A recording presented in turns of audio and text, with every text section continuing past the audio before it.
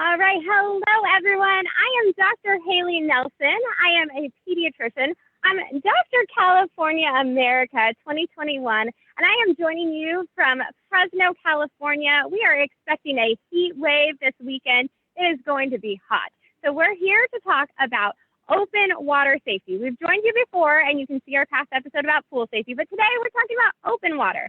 Now, I'm standing at our water basin for the hospital. This is not somewhere that you want to go swimming, but it's going to be hot this weekend. So if you happen to be at the lake, if you go to the river, if you're going somewhere where there is water and you are wanting to cool off, this is the episode for you to make sure that you stay safe and that your kids stay safe. So I have my good friends, Dr. Erin Hoyt, as well as Mary Jo Quintero, who is one of our awesome nurses. So they're going to tell us a little bit more. So Dr. Hoyt, start us off. What are some rules that you want kids to know about being around open water this summer? So again, some of these rules are similar to the rules at the pool. So rule number one, again, never swim alone. Even if you're a good swimmer, you always want to swim with friends. And for patients or for people that have problems swimming, always make sure someone's within arm's reach as well. Okay, so we're swimming with friends. It makes it more fun. What else do we need to know? So rule number two, always follow the signs. There's usually signs around the lake or the beaches of where would be the good places to swim versus where you should not swim. So always follow the signs. Yes, those signs are so important, especially the signs that tell you maybe that's not a place to swim. Like here at the water basin, I'm not going in. But you want to make sure that you're at an approved spot that is safe, and then having your buddies there with you so you can have more fun. And what's our third rule, Dr. Hoyt? So rule number three, always wear a U.S. Coast Guard approved life jacket, especially if you're boating or out on the lake. And you can go to safekids.org to watch a video on how to properly fit a life jacket. Or you can always ask the salespeople at the stores. Perfect. And I actually brought in some. So you're sitting in my office today. You've got some life jackets behind you. So there's a few different types over on the other side. So I brought my kids' life jackets in so you could see there's different number systems to what type of flotation device it is, how it works.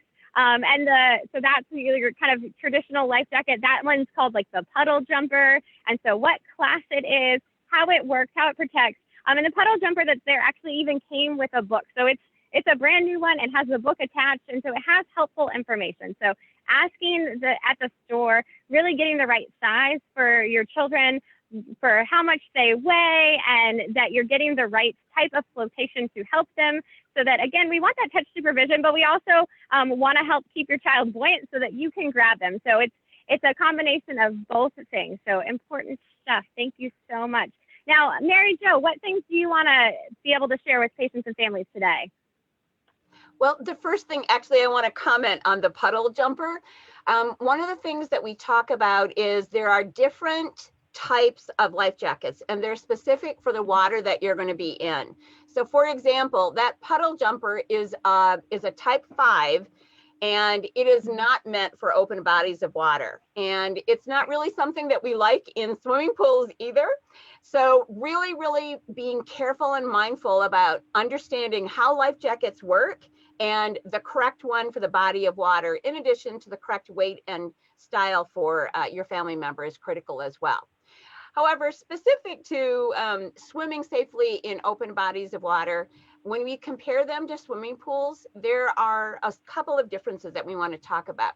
The first one is at the river or the lake or your ponding basin that we're not going to go swimming in, you can't see the bottom of it. It is really, really difficult to be able to know what's down there. There could be rocks or logs. So an important rule to always follow is to lead first with your feet and move very slowly. Only dive when you know that it's safe. The second hazard is that there can be very sudden changes in the depth of the water. This could lead to a little one or a bigger one going underneath the water very unexpectedly.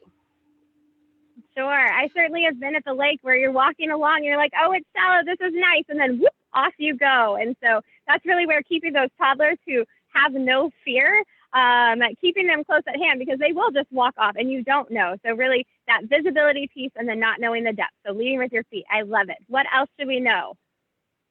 Well, a third hazard is that rivers and beaches can have very changing currents and tides. These can lead to someone being swept out into the ocean very, very suddenly, for example.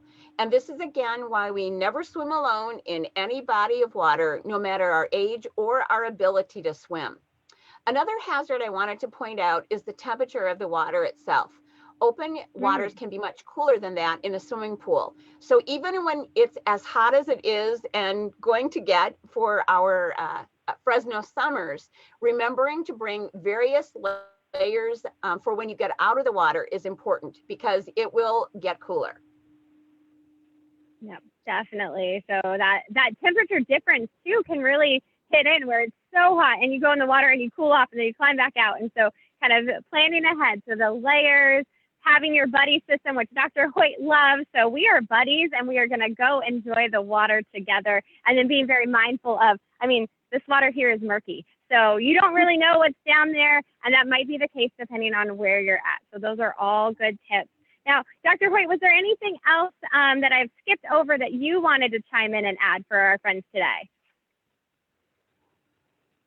So one of the things is making sure that kids know how to swim. And one of the very important things is making sure they know how to get out of the water safely.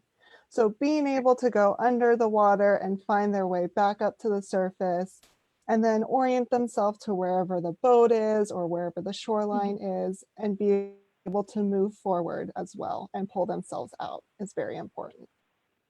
Okay, yep. So look, find land and how to get to it. Just like we talked about in the pool episode of how to then find the edge and move yourself along. So being able to exit the water and get yourself out is a good skill to have. All right. Anything else from either of you today that you want to, final thoughts for water safety? Well, I just wanted to add, and we've talked about specifically places that you shouldn't go swimming. So for example, the ponding basin that you're in front of right now. I also want to point out that canals are not someplace where we should be swimming either. So only swim, like you said, in areas that are safe and that we know that they are ones that are meant for swimming.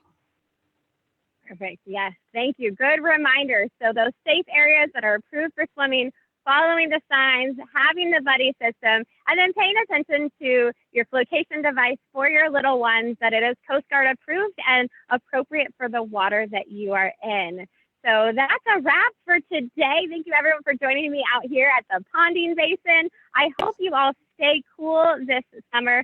Please like and follow us on Safe Kids Central California. We've got our Facebook page. We're going to continue to be posting things. I'm super excited about our upcoming episode. We've got one next week, but then the week after is actually the one right before the 4th of July. So there's going to be some good things coming there and some surprises. So stay tuned, more in store. Thanks for seeing you. Bye, guys.